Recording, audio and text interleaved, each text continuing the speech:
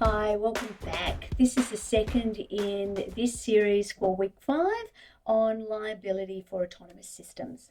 So in this second video for this week, we're going to explore the foundations for civil liability in Australia. So with a focus on negligence in particular, because it's the most relevant tort to consider when discussing liability for autonomous systems. I'm making this video particularly with the business and IT students in mind, but hopefully it'll be a useful refresher for those of you who are law students who have completed torts. So tort, what is a tort? Tort is really just a fancy word that lawyers use so they can charge you more money when really they're just talking about wrongs that a person has done to another person. So criminal wrongs are wrongs where the state can take an action against the perpetrator of a crime, but a civil wrong is a situation where somebody alleges that somebody else has caused them harm and they're seeking compensation for that. And so generally, at risk of totally oversimplifying the idea, a tort is this idea of a civil wrong. The other thing I want to start with when we talk about torts is we're going to be using this word onus. So the word onus is really another fancy word for responsibility. So who has the responsibility for proving something? And the other thing that I want you to remember is that in a civil situation, the court isn't looking for the criminal standard of beyond reasonable doubt. What it is looking for is for a person who has the onus or the responsibility to prove something, to prove it that on the balance of probabilities, it was more likely than not that the harm was caused, that the harm was caused by the breach, that the breach was foreseeable, etc., etc. So by the end of this video, I hope you will have a much better understanding of the key principles and elements of negligence, and you will have begun to think about how they might apply to autonomous systems. Now, we will probably use autonomous vehicles as our key example as we go along, but do remember there are lots of other kinds of autonomous systems. So what is negligence? Negligence is a tort that focuses on the standard of care that a reasonable person should exercise in order to avoid causing harm to others. So in the context of autonomous systems, negligence could potentially be applied to manufacturers, to software developers, to the operators of the systems, depending on the circumstances and the relationships involved. So the plan is to break down the key elements of negligence. I did talk about them in the previous video as well, so you know they're important. And I'm going to try and explain how they relate to the issues of liability for autonomous systems. So the first element of negligence is this idea of a duty of care. In order to establish liability, a plaintiff needs to prove that the defendant owed them a duty and that that duty was to exercise reasonable care to avoid causing harm. Now, again, I'm going to stop. Plaintiff and defendant. This language is important. So the plaintiff is the person who is claiming that harm has been caused to them. The defendant is the person against who the claim is made, and they're defending the claim. Now, sometimes you will see, if the matter is appealed, you'll see the party's name reverse. So the person bringing the action in the court case is always named first. So at first instance, it'll be plaintiff v, we say and, v the defendant. In an appeal, so say the plaintiff wins at first instance, but the defendant appeals, at the appeal you will see that it is the defendant's name first, so that he, she, or they, or it will be the appellant, and V for versus, but we say and, the name of the original plaintiff, who is the respondent. They are responding to the appeal. Okay. Enough about that. So we talked in the last video about Donoghue and Stevenson, the landmark case involving the snail in the bottle, right? And in that case, the court found that the manufacturer owed a duty of care to the consumer to ensure products were safe for consumption, even in the absence of a direct contractual relationship. So these ideas have been consolidated over time. There have been many other subsequent decisions, many of them in Australia, but a lot of this is now codified in legislation in Australia. So the relevant legislation in Victoria is the Wrongs Act, 1958 Act. Now, it's been amended many times since 1958, but again, legislation usually has the first year. Sometimes there are subsequent things. There are so many tax acts, but for this purpose, we've had legislated tort of negligence since 1958 in Victoria. And of course, there's similar legislation in each of the other Australian states and territories, and in fact, around the world. And the legislation these days is where we will find the factors that the court would consider when determining whether a duty of care exists. So in the context of autonomous systems, there's a whole range of players or stakeholders that might need to think about whether or not they might have a duty of care. It could be the manufacturers, the software developers, operators of the systems, owners of the systems, depending on the specific circumstances and, of course, the relationships and the risks that are involved. So let me give you an example of the complexities that can arise when we talk about these kind of issues. So this is a case that was in the High Court of Australia in the year 2000. It's the Modbury Triangle Shopping Centre and Anvil case. The court considered, in that case, a range of questions around the extent to which harm was foreseeable, the relationship between the parties, and of course the relevant legislation that was required to determine whether the defendant shopping centre owed the plaintiff, who in this case was a contractor who worked for a security company that had been contracted by the shopping centre. So basically what happened in this case, Mr. Ansell, he worked as a security guard and he was employed by a contracting arrangement, and basically his job was to patrol the shopping centre. So Modbury Triangle Shopping Centre was a shopping centre in South Australia. While on duty one day, he was assaulted and he was quite seriously injured by a group of youths. The youths were charged with a crime, and Mr. Ansell sued the shopping centre's owner, alleging that the shopping centre had breached its duty of care by failing to take reasonable steps to keep him safe from third-party criminal acts. So what did the court find? I wonder what you think. Just take a minute, pause, think, do you think that it was reasonable for the shopping centre to have a duty of care to a security guard to keep the security guard safe from third-party criminals? So what the court did find is, number one, duty of care. The court acknowledged that the shopping centre did have a duty of care to the plaintiff because it was reasonably foreseeable that a security guard could be at risk of harm from criminal acts on the premises. Okay, number two, did it breach that duty? So the court said, well, no, you haven't breached that duty of care. You've taken reasonable steps to protect the plaintiff and anybody else at the supermarket by hiring a security contractor. And it wasn't reasonably foreseeable that the shopping centre's security measures wouldn't be enough to protect this particular plaintiff from harm. 3, the question of the liability for third-party criminal acts. The court held that although a defendant could potentially be held liable for harm caused by third-party criminal acts, the defendant's liability should be limited to situations where the harm was reasonably foreseeable. And in this case, the defendant stop for a second. 2 things. The harm needed to be reasonably foreseeable and the defendant failed to take reasonable steps to prevent it.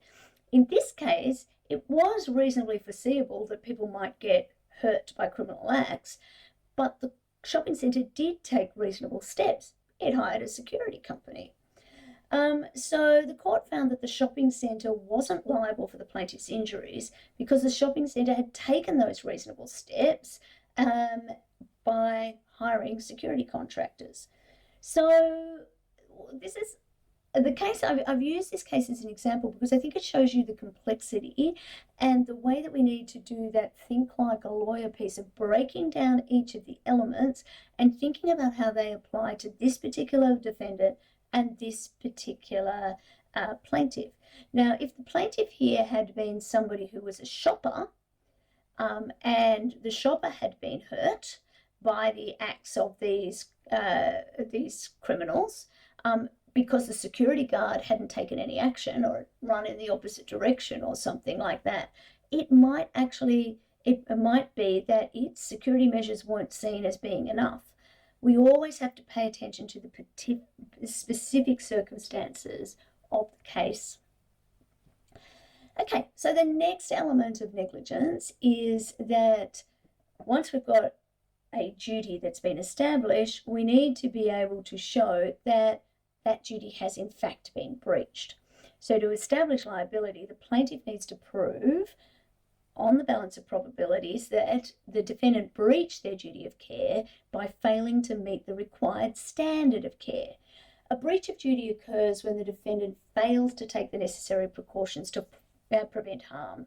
So a manufacturer of an autonomous vehicle might be found to have breached their duty if they fail to install adequate safety features, or if they release a vehicle that has known software defects, or if they just release without testing for defects at all. So the standard of care is determined by what a reasonable person would do in the defendant's position. So it's not a test of whether and I think of myself as a reasonable person, whether what I would have done in the circumstance. It's a test of what would the reasonable autonomous vehicle manufacturer do? What kind of tests, what kind of safeguards would they put in place? And basically, when determining the standard of care, it's really important to have a look at the legislation. So in Victoria, that's the Wrongs Act, and there are similar pieces of legislation in all the other Australian states and territory too. So let me give you an example. Excuse the silly image on the file. No need to look at it if you're doing this totally in audio. But the case I wanted to talk about is an oldie but a goodie on this point. It's a 1951 appeals court case from the UK, Paris and Stepney Borough Council. So in this case, the plaintiff, who was a one-eyed mechanic, basically his employer didn't give him any safety goggles, and long story short, he suffered an injury that ended up, poor thing, blinded his other eye. And the court found that the employer had breached their duty of care because they failed to provide safety equipment, and they should have taken into account this particular plaintiff's extreme vulnerability because he had a pre-existing condition. And so the case emphasises the importance of considering the specific circumstances when determining whether a breach of duty has occurred. In the context of autonomous vehicles, a similar analysis will always need to be conducted in order to assess whether the defendant failed to take necessary precautions in designing, manufacturing, or operating the technology. And so, particularly as the new forms of technology comes out, this suggests that it is important for manufacturers, software designers, etc., to think about not just the ordinary people they might come into contact with, but those who have special vulnerabilities and what that means for the design and the release of their products or their services. Again, remember the Wrongs Act and other similar legislation in other states and territories are going to outline the factors that we need to consider when determining the standard of care. A good example from Australia is the 1980 High Court of Australia case of Wyong Shire Council and Shirt. In that case, a court found that a local council breached its duty of care because it failed to install adequate warning signs for a shallow water hazard at a lake. And it took into account that it was reasonably easy to foresee that enormous harm could be done if somebody dived into the lake not knowing that it was shallow water, and the cost of taking precautions was very low. So the courts will do a kind of risk analysis weighting process as well. So the next element we want to talk about, the third element, is causation. In order to establish that a defendant is liable, a plaintiff needs to prove that the harm that they suffered was caused by that duty breach. So we need 1, a duty, 2, the duty needs to be breached, and thirdly, the harm needs to be linked to the breach. So in Victoria, again, the Wrongs Act sets out what happens with causation, and it provides a test for causation in negligence cases. And the legislation outlines the factors that need to be considered when determining causation. For example, whether the harm was foreseeable, whether it was the harm was a foreseeable result of the actions, or, as in the case that we talked about a minute ago, Wyong Council, the omission, the failure to put up a sign, could led to the harm in that case. A good example here is another relatively old British case, Barnett and Chelsea Kensington Hospital, a 1969 Queen's Bench decision. The plaintiff's husband, Mr. Barnett, died after he ingested poison. Before he died, he went to a hospital, but he was negligently sent home without any treatment at all. However, on the evidence, it became clear that the poison he had swallowed was so potent that even if he'd had proper treatment, he would have died. And the court found that there was no causal link between the negligence and the patient's death. So it found that it had a duty of care, found that it had breached that duty of care, but there wasn't a link between the breach of the duty of care, as in not treating the patient, and the actual outcome, the patient dying. So the case itself highlights the importance of establishing that causal link between the defendant's breach and the plaintiff's harm. And in the context of autonomous systems, I think you can already see how difficult that is going to be, because proving causation could involve demonstrating that the autonomous system's actions or inactions directly led to the plaintiff's injuries. But of course, it's very difficult to do that when we don't know the reasons for choices that the autonomous system may or may not have made. A good example of this causation issue from an Australian case is March and Stramare. So that's March, V for versus, E and MH Stramare Proprietary Limited. This is a 1991 High Court case. In this case, the court needed to consider whether the defendant's negligent parking of a truck caused the plaintiff's injuries in a subsequent collision. And the court found that the defendant's negligence was a cause of the accident because it created a foreseeable risk of harm. Why I point out this case is I think that the quote from Justice Dean, which is on the slide, but don't worry if you're just listening, I'm going to read it to you. The quote from Justice Dean is a really helpful and relevant quote in thinking about the concept of causation. So he says, whether a particular act or omission was a cause of a particular occurrence or a consequence is a question which can only be answered by the application of our old friend, they're my words, not his, common sense.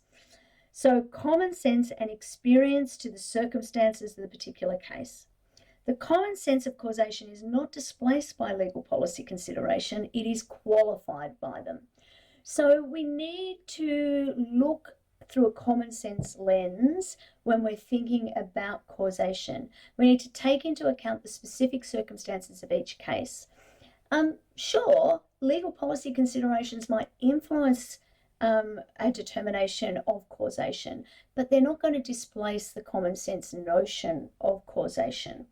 And so again, this could be very relevant when we're talking about autonomous systems, because the kinds of harms that might occur as a consequence of the deployment of an autonomous system may well be things that we haven't foreseen or consequences that we haven't thought about.